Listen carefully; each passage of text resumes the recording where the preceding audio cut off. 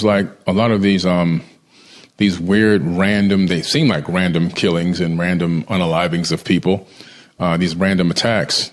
But I always wondered, could these people have some type of injection or technology inside of them waiting to be awakened by a frequency or a code or an activation phrase or whatever, to go out and commit these egregious acts. And it just completely seems so random based on when you research the person, or sometimes you see it before and after of the person, before they looked sane, good student, good this, good that. Some kids were trouble, but there was a few that appeared to be like normal kids and normal people. And then all of a sudden, boom, a switch flips at some point, and they don't even seem like themselves anymore. No, and you're absolutely right. Now, my background is in hypnotherapy, and even let's take this tech away. We know if you have someone with the right suggestibility, that you can pretty much get them to do anything.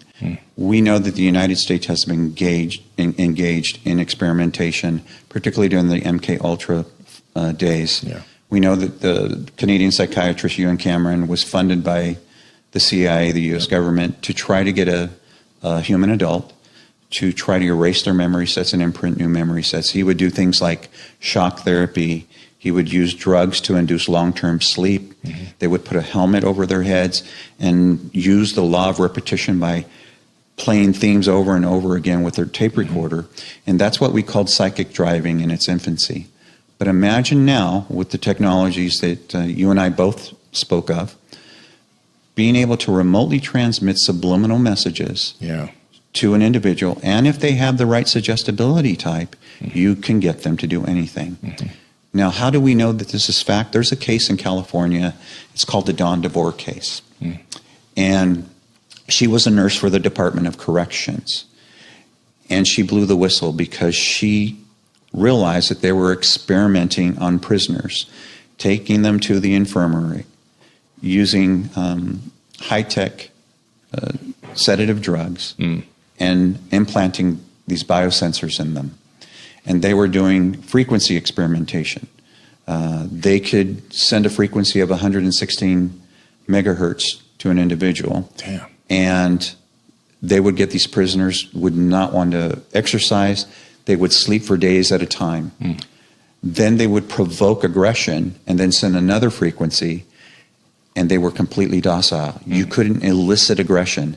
They bragged that they were 100% effective. The experiment exceeded expectations. And the prison systems have been doing this for quite some time. So we know that this frequency technology and this biosensor technology exists. We have the proof. We have the smoking gun. We've pulled the bullets out. We have cases that are currently in the court system that are going through. But what is happening is a lot of these lawsuits are being settled out of court and put in a gag order on it. We're hoping, because we have we have about 5 cases right now where they're going to have the surgeries done to remove these biosensors. And part of the criteria of us helping is that they make sure that they see this through fruition, because it's going to take that kind of punitive result to these research facilities. Unfortunately, it's the universities, it's our military subcontractors, and they're all in this research. And unfortunately, it's a catch-22. Putin gave a interview to the Politico, and he said the first superpower to master will be the superpower to rule the world. Please note this interview has been heavily edited to meet YouTube's content restrictions.